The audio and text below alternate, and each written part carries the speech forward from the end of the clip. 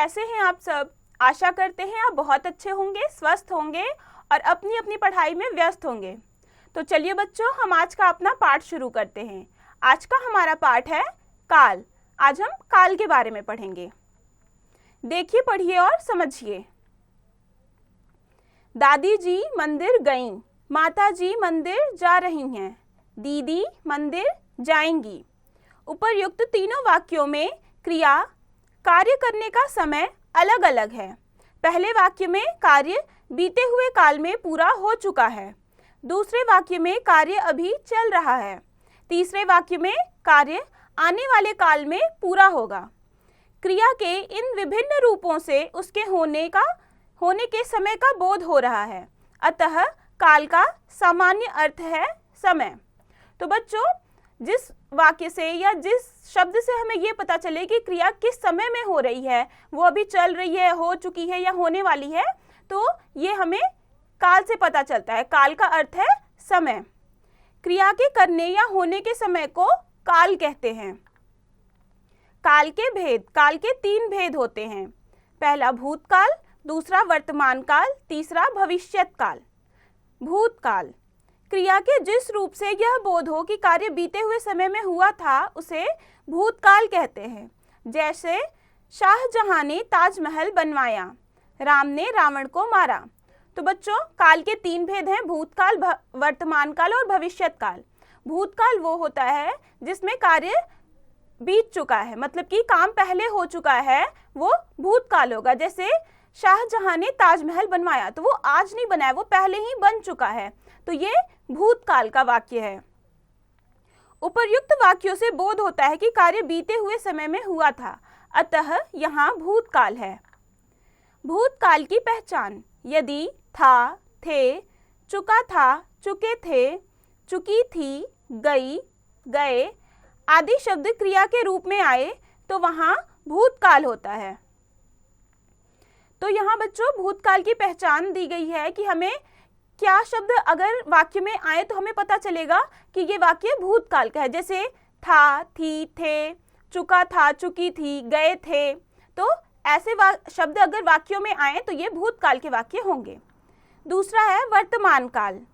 क्रिया के जिस रूप से यह बोध हो कि कार्य चल रहे समय में हो रहा है, उसे वर्तमान काल कहते हैं। जैसे मैं खेल रहा हूँ, सीता हमारे स्कूल में पढ़ती है।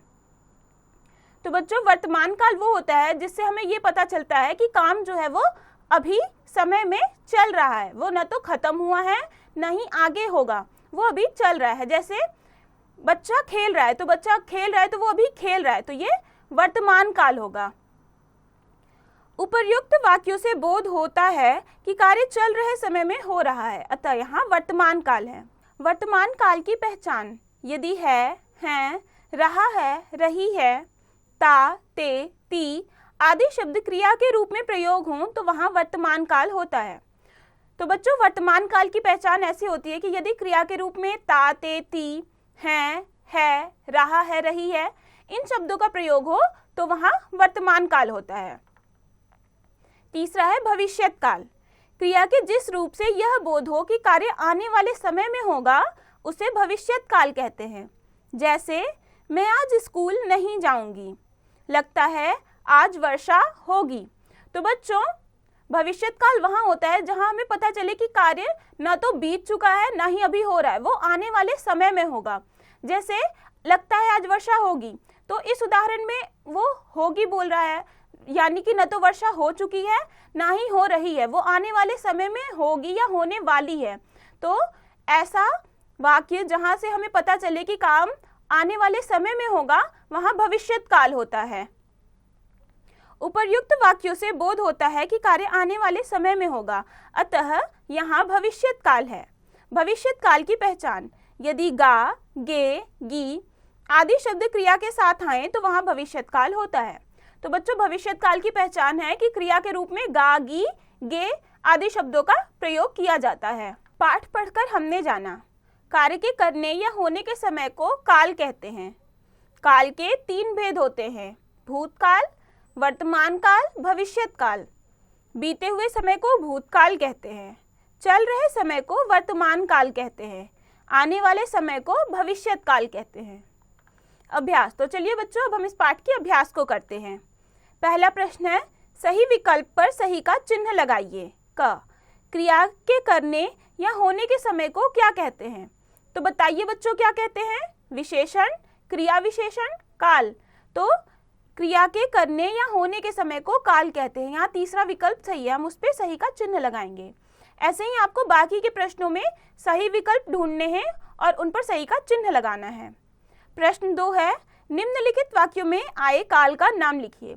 तो बच्चों, यहाँ बहुत से वाक्य दिए गए हैं जिनमें हमें बताना है कि ये किस काल के वाक्य हैं। क, कृष्ण ने मोहन को पत्र लिखा। तो ये आपको बताना है कि ये किस काल का वाक्य है। तो ना तो वो लिख रहा है ना ही लिखेगा, वो लिखा यानी लिख चुका है, तो ये भूतकाल का वाक्य है। ऐसे ही आपको बाकी के वाक्य पढ़ने हैं और बताना है कि ये वाक्य किस काल के हैं। प्रश्न 3 है, निम्नलिखित प्रश्नों के उत्तर दीजिए। काल की परिभाषा लिखिए। तो काल की परिभाषा लिखनी है, क्रिया के करने या होने के समय को काल कहते हैं। यह है काल की परिभाषा। ऐसे ही आपको अन्य प्रश्नों के भी उत्तर खुद से देने हैं पाठ पढ़ के। यह भी जानिए, भूतकाल, वर्तमान काल और भविष्यत काल, तीनों कालों को ध्यान में रखते हुए अपने एक दिन के सभी कार्यों के बारे में लिखिए। तो बच्चों, ये काम आपको खुद से करना है। आगे है, सोच समझकर बताइए।